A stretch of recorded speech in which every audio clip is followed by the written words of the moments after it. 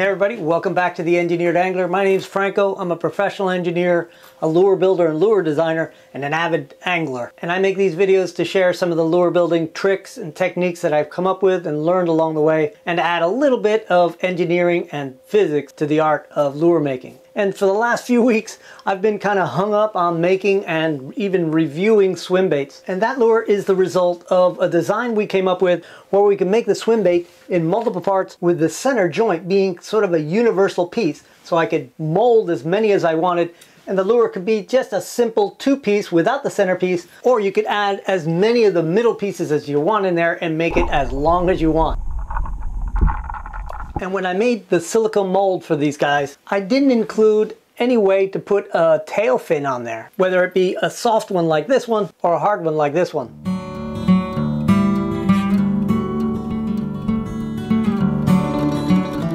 Truth be told, I'm not a huge fan of having a tail fin on my swim baits. I think they look great, but I know no matter how small those tails are, they tend to take a little action out of the lure. That's why when I usually do it, I'll make them out of fiber, because that tends to have a little less impact on the swim. And when I have a hard tail, I make sure that it has its own way of hinging. And even though I do like the way the hard tails look, I almost never use them. And this might sound a little dumb, but I think when a fish comes after the tail, if they feel that hard tail, I'm afraid they're just not going to really go for the fish. But even though I really like the way this little two-piece swims, it has a really cool little swim action, I think it looks sort of incomplete without a tail. So that's what we're doing today. To do that, I'm going to need to modify this tail section so that the hook eye isn't coming out of the very back, but coming out somewhere in the middle down here, so that I can then put a slot in this so I can get a tail that has its own hinge. So we're going to have to make that modification and then shape a nice tail and make a mold for that tail. That's what we're doing today. Stick around.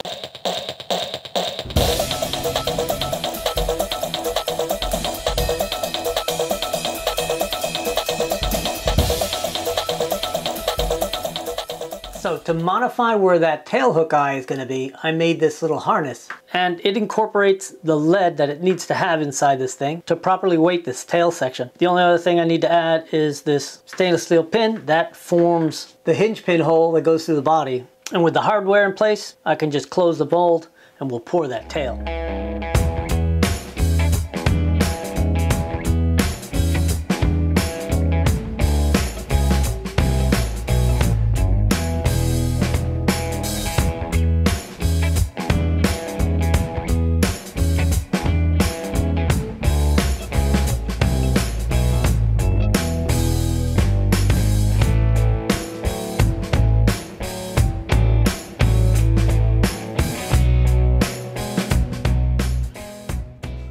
Alright, so while that's setting, we can go ahead and come up with our design for the tail.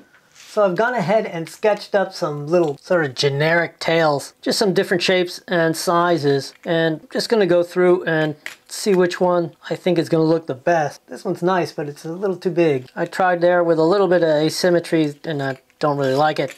That one's a little too blunt and too basic. I think this one looks the best. Yeah, I think it goes best with the shape of the body and the size. Let's make this one. So I'll just cut this out and we'll make a template.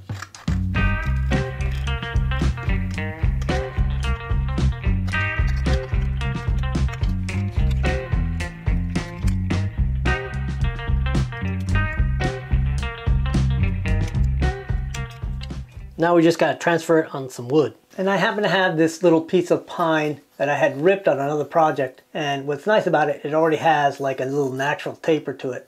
So I'm just going to double stick it onto the piece of wood, and then we'll give it a rough cut on the bandsaw and come back and finish up the shape with the Dremel tool.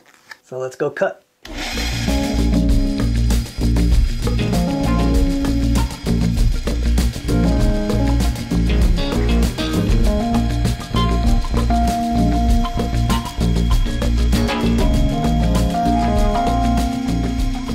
Alright, just need to refine the shape a little bit with the Dremel tool.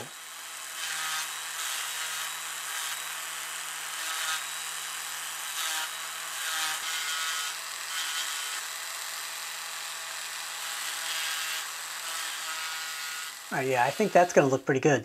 Let's go ahead and demold the tail. Looks like a good casting. A little bit of extra flash, not sure why, but it's super thin and just pops right off. You can see the original location of the hook eye, and that just pops off. All right, I'm gonna clean this thing up, give it a little bit of sanding along the seam line, and we'll get back to it. I just realized I forgot to put Vaseline on this little peg in here. If this doesn't come out, we'll have to cast another one. Oh, come on. Oh, pop loose. Think it's gonna make it out? Oh yeah. Okay, we got lucky.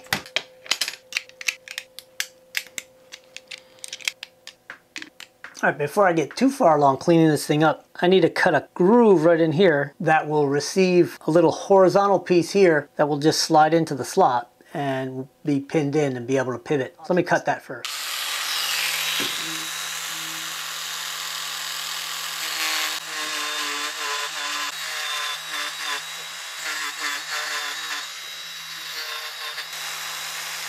All right, that slot should do it.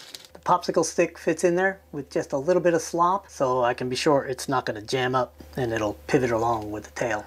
All right, now I need to cut this slot in the actual tail, and that's so I can fit in the piece of popsicle stick. And that's going to be a little tricky because the grain runs across here, and I'm afraid I'll pop off a chunk using the Dremel tool, but gotta give it a shot.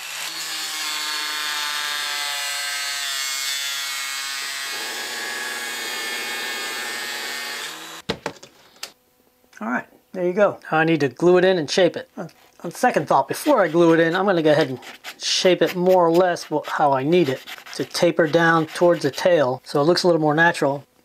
Kind of like that. Now I need to cut this close to how long it needs to be, and we'll cut it a little more rounded on that end.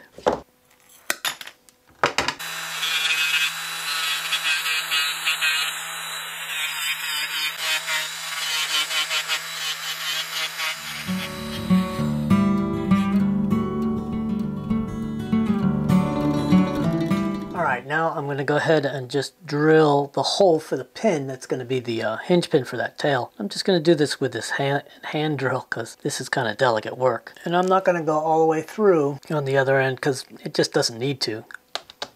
Alright, that looks pretty good. Now I'll hold the tail in there and just mark where the hole is going to be on the little flange. Alright, now let's give it a shot. See what it looks like mounted in the tail. All right, it seems to move pretty freely. I'm going to go ahead and sand down a little more and make sure the inside of the slot is nice and slanted because I definitely don't want it to bind up. All right, I've gone ahead and made a little box out of Legos to put a clay bed in there. And I sort of pressed it in there, digging a little bit out from underneath it. And now I'm filling in all the little gaps that are around the edges. I kind of got ahead of myself and created these little keys. I'll probably have to clean those up a little later too. I just want to make sure the clay is hard up on the edge so there's no gap between the master and the clay. And you got to kind of use any tool that fits. And I put the little stainless steel pin in there too, just so I don't have to re-drill that hole every time I cast one. All right, that's pretty close right there. I'm going to clean up the blocks a little bit, and then I'm going to stack the blocks high enough to give me about a 1/4 inch coverage on the highest part of this little ridge. Right, so I've got the walls built up, gives me plenty of coverage. I also put some vents in there. You can see those little pieces of solder that I cut and put in there. So now we're ready to actually pour the silicone in here and make the first half of the silicone mold. And to know how much of the silicone to actually use, I measured the width, the height, and the depth of the mold box, multiplied those 3 dimensions, and I get the volume. The volume is right at 29, I'm going to call it 30 milliliters, and we should be able to get it mixed and poured pretty easily. And I already know this stuff is 0.8 grams per milliliter, and for 50 milliliters that means I need about 19 grams, so I'm going to go ahead and overshoot it and go to 20 grams just to make it easy. There you go, perfect. I'll zero the scale again and pour 20 of the part B. All right on the money, or close enough. Now this stuff gives us plenty of time for mixing. So I'm not going to mix really aggressively so I can avoid adding bubbles to the mix. So I'll just mix nice and gently, give myself 5 or 6 minutes to do it, and I'll be scraping the stick off periodically and then scraping the sides and the bottom to make sure I don't have anything that hasn't been mixed well, because that can definitely ruin a mold. Alright, I've mixed this stuff nice and thoroughly, and now I'm just going to drizzle some of this stuff right on to the blank, or to the master down here, to make sure I don't end up with bubbles on the surface. And I'll let that settle a little bit, so any bubbles that are on the surface of the blank will ease out through the this really thin skin. Alright, that should do it. Now I'm just going to pour it from one corner and let it level off on its own. And that's that little extra I mixed just to be safe. Alright, this stuff will off gas by itself. The bubbles will rise to the top and pop off, and it'll take about 3 hours for it to actually set up hard, and then we can do the other side.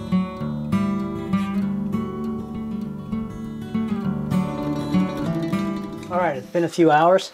The silicone is set up pretty good. Let's see what it feels like on the bottom side. Oh yeah, that's good and set, and that feels good and hard. Let's go ahead and pull the clay off so we can get to the next step. Try to get it out in one piece as much as possible. There it goes. All right, that's looking pretty good. Now it's just a matter of putting Vaseline all over the silicone. Make sure it's fully coated with Vaseline because silicone will stick to silicone. So the idea is to coat all the silicone with Vaseline. Make sure it has a nice coating, not so much that it's sort of glopped on, but enough so that it's actually a thin skin of Vaseline on every part. And with the mold level, we're ready to pour. Since this side of the mold doesn't have those divots, those alignment keyholes, I'm only mixing 18 grams of each A and B. That should be plenty.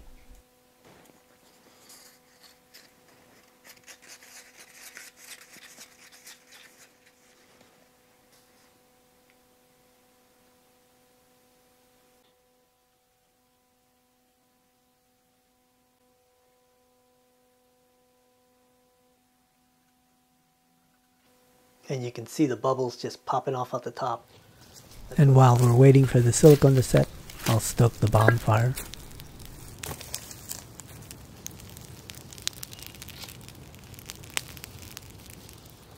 Alright, the stuff left in the cup is nice and set. This stuff should be set too, so let's go ahead and pull this case apart. And this is always the nerve-wracking part.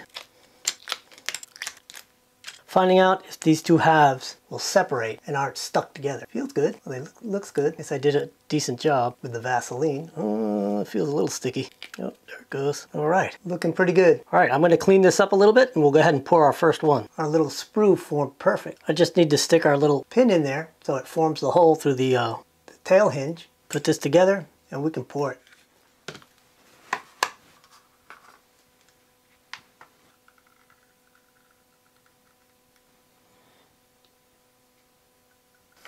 Alright, I only mixed 4 total grams, which should be more than enough, and this should go very quickly. You only get 2 minutes of stirring time, or actually pot time with this stuff. You got to get it in the mold within 2 to 3 minutes. And it's starting to kick off, I can feel the heat.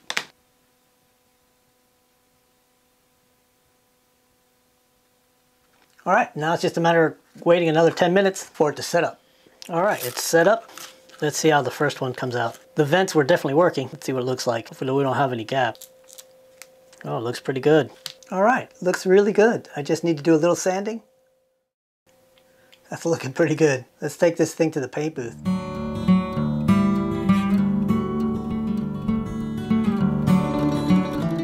All right, we're ready to paint. I've got them on my lure stands and hopefully they'll hold on. They don't fall off. I'm painting the tail separately. The lure isn't assembled. It's just sort of held close together. This way, if I've got a pattern, I can continue that pattern across the lure and I don't have any weird misalignments with the pattern. But I'm not worried with the tail. First thing I'm going to do is paint it black.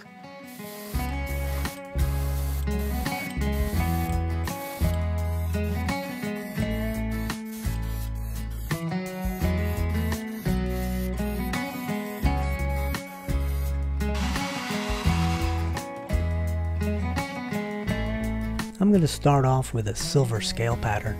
I want to paint this lure in a black crappie pattern, so I'm going to start off with these scales and then move on to some other colors.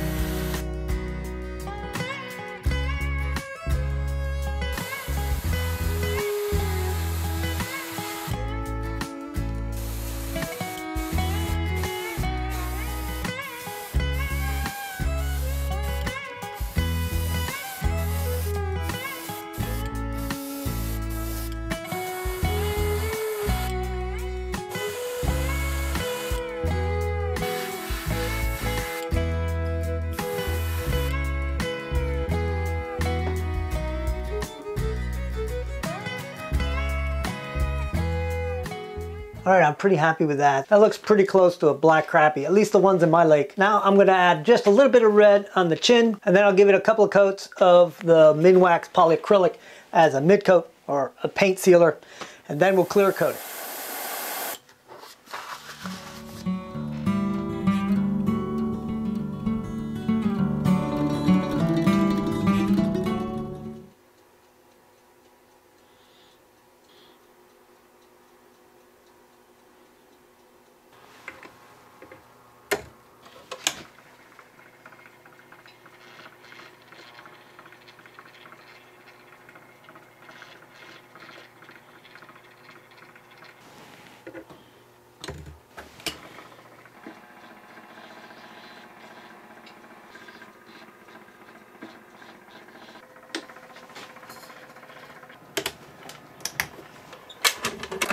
All right, while we wait for the clear coat to harden, it's a perfect time for the question of the week. So I get tons of questions about the UV resin that I use to clear coat my lures. And I typically use the inexpensive Chinese brand. This is made by Kisrel. Just make sure the one you buy says crystal clear and hard type. That's what I use. I've used a couple of different brands, but they all seem to work pretty well. But the specific question I've been getting lately has to do with the lure getting tacky after sitting in your tackle box for a while. It kind of tends to lose its luster and then get a little bit tacky to the touch. This one was like that just a few weeks ago, but there's an easy fix and there's also a way of preventing it. The fix is pretty simple. Just take some denatured alcohol. You can use isopropyl, but the denatured alcohol works much better. And just soak a rag and wipe your lure down really thoroughly. You can even sort of hose it down with the alcohol. That will take that outer residue off and restore the luster of the original clear coat. Now, as far as preventing it, the problem comes from not completely setting that clear coat. And that comes from not having it under the lights long enough. Or you might have lights that are the wrong type or aren't strong enough. And I've made a couple of videos talking about setting up your own light chamber. But this problem comes from being in too much of a hurry most of the time. It happens to be because of that. Because UV resin sets to the touch pretty quickly, just a few minutes, and it's really tempting to take it out and just go use it. But if it has any smell of unset resin, then you need to leave it in the chamber longer. And my recommendation is that you leave it in there much longer than it really needs to be. So unless I'm in a hurry to make a video, I'll typically set my clear coats for 3 hours, maybe more. And that has solved the problem of the tacky lure and the dull finish. So I hope that helped. Let me know if you run into any other issues. I'm constantly experimenting with these finishes, and sometimes I find answers.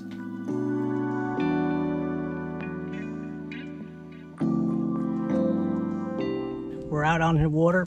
I've got this thing assembled and it looks like it's moving pretty well, even after all the clear coating. It looks just like a baby black crappie. Let's see how it looks in the water. All right, let's take a look. Oh, it's swimming pretty good. Oh yeah, that's got a nice little swim. Might need to tweak the tie on eye a little bit. Yeah, it's wanting to go to one side. Still looks a little wacky. It always did, though. I think the hooks might be a little close together. I might have to like modify this one and put the hook closer to the head. All right, let's get some underwater shots.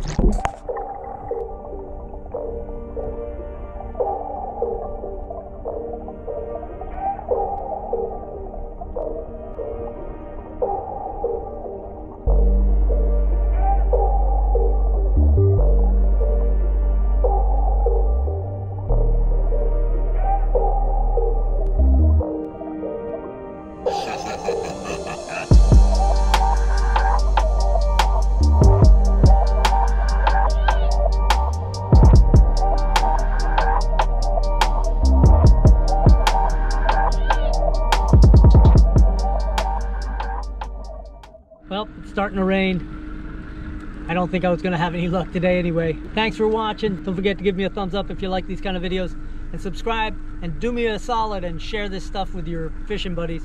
Maybe we can get this channel to grow a little more. I'll see you next Friday.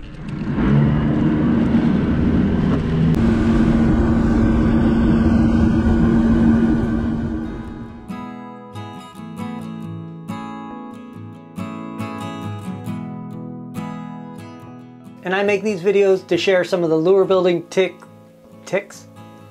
Sure. And when I made the silicone and then my battery died on the way home.